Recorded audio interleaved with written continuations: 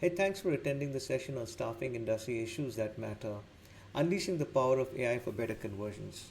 The broad agenda of today's session is going to be talking to the problems of staffing industry. How does AI and Gen AI help solve the problem, and what does innovation hack has to offer around the solution?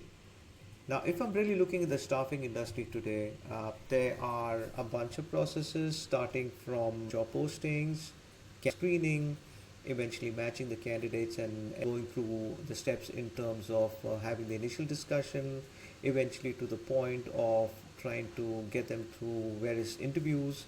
And once the interview is done, then you kind of get into the negotiation and then you just hope for the candidate to join. Now, typically from sourcing, the matching of the candidates to predicting the job success, there are a lot of if and buts. And staffing firms tackle a range of challenges with unique requirements. And given the seasonality of the market, the net new jobs which are there, the shortage of skills, the problems can just continue to grow. Now, while for most staffing industry, the set of problem continues to rise, the biggest problem for staffing industry today is a conversion. The ratios of conversions are something which I'm going to speak to later, but addressing the conversion problem is like addressing the elephant in the room. And what it really requires to really kind of get an acute understanding of the conversion problem and what is the right technology which is really going to help in that area. Looking from a US standpoint of view, there are about 20,000 recruitment and staffing firms. Conversions are a big issue for most of them. And as of now, the average placement ratio is around 2 to 6%.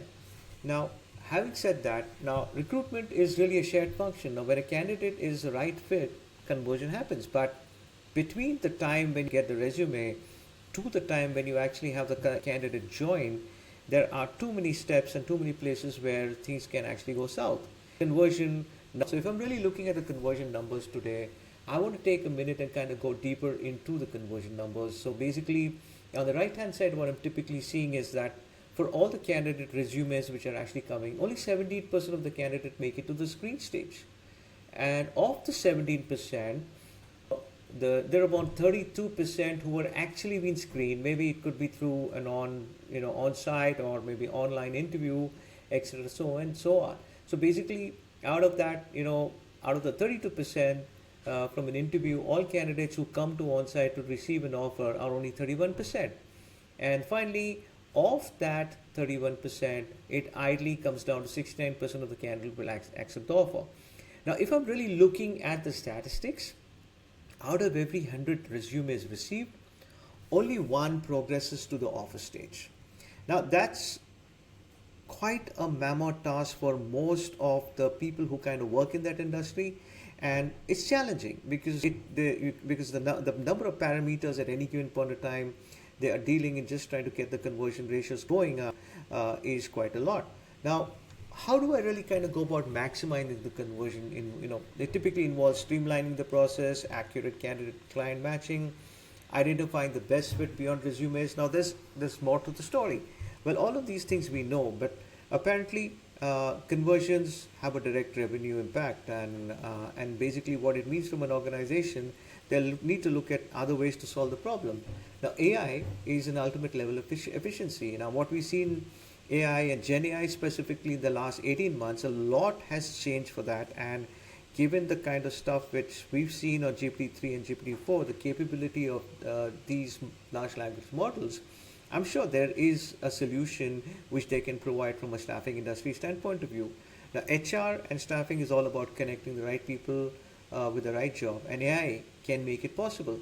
Now, if I'm really kind of going deeper into what potentially can be done from a staffing standpoint of view, the AI solution typically what they have to offer, they can really accelerate the time to hire. They can use AI-driven screening. They can have faster communication for conversational chat agents who can eventually kind of do the initial screening, do the conversation, get going with with the candidate to see the fitment and do a plethora of things. They can enhance the candidate quality because what's kind of coming down the funnel is being screened and is being matched, and obviously we can expect better candidates which are actually coming down the funnel. Precision matching, personalized experience, reduced costs, scale effectively, competitive advantage, improved conversion. Now, this is some of the features which typically you would expect from an AI solution standpoint of view. I'd like to kind of talk about a little bit on what Innovation Hack really has to offer about. It basically the solution which Innovation Hacks AI is offering. It's talking about improving candidate quality, enhancing hiring experiences, streamlining administrative tasks. So I'd like to walk into one of the demos of Innovation Hacks. Recruit Right AI is one of their sample case study solutions, and which they kind of built just from a demo per se, and they've done similar solution for similar clients. And let's see what they really have. So if I'm, let's say, basically if I am a person who is in the staffing industry, I would start my regular day in terms of landing on the dashboard where I'm seeing all the job openings and I'm seeing the candidate pool status stats in terms of the skills, demographic, what's hot, education. I can basically see in terms of what's the number of resumes which are available across the board. And the beauty is I'm going to get matching stats, which is actually going to tell me in terms of based on the job openings which are available, what percentage of the candidates I'm seeing matched and what percentage of the candidates from the batch have been placed, and eventually the mismatches. Now AI is also Gen AI and AI also could do. We need to know what mistakes are actually happening out there. And so that was a very fairly cool feature which kind of talks about all of these dashboard kind of things to kind of come put together. The second thing what they really have good is basically a smart search which kind of gives a NLP based search, where I can actually find, like for example, I say find me the candidates located in Houston for the perm role with microservices and Java, and and are available to join immediately. So based on that, it's going to go hit the large language model, and eventually it's going to go ahead and give a set of results which are absolutely falling in that ambit. And here is the set of results which I'm kind of getting, which is very very good because it allows me to kind of have a free form query as I'm having a regular Q&A with another person. Now, the next thing, if I decide to kind of drill down one specific candidate, say, okay, I would like to see John Doe in this case. I'm seeing the candidate profile. We've already had done some level of interview notes, so the interview notes also kind of given, and it's kind of give me a good, neat career timeline with the switch and the first jump. And the suitability score. The suitability score is fairly an important feature, and let's walk into the details of suitability score. So, what really I'm seeing here is, we've got a matching algorithm which runs behind the scene, which automatically takes the job post, takes candidates, goes ahead and basically checks the candidates' applicability to various skills which have been mentioned in the job post. Like for example, it's kind of mentioning JavaScript, Python, React, Node.js, and CS, and it's telling in terms of that there's an 82% match of the skill, what is found in the resume, and the experience, what is asked, is 75% the education background. And if you've already kind of done some performance assessment from the platform, it's going to go and put the scores, and also it kind of looks at the number of jumps you made in the last 6 or 8 months and decide whether the stability could be of concern to the customer. It kind of puts that number as well, and overall it gives you a score of 81%, which kind of gives you a neat score across all the specific areas just for better decision making. And I could probably take one step further and say, okay, that's great, but I'd like to kind of go back and look at other. So based on the specific job which I've said, here I'm kind of looking the suggested candidate. It's going to go ahead and recommend candidates. Further, it may also kind of allow me to compare two candidates. Now, typically something of this nature is not really easy to do. So when I'm comparing candidates, I would have to scream through resumes. I have to kind of mix and match, because the human brain can only hold so much, but AI and Gen AI could hold a lot more. So let's get into the comparison of the two candidates, John Doe and Jane Smith, and I'd like to see the comparison suitability score, which kind of tells me John Doe is an 81%, Jane is a 74% suitability. But I'm not kind of satisfied. I'd like to kind of ask more questions. So it's kind of giving me an overall summary. Staniscope is looking to hire 3 SQL developers, 3+ years, etc. The candidates need to know ABC. It goes ahead and tells me that yes, you can recommend John Doe and Jane Smith, and can you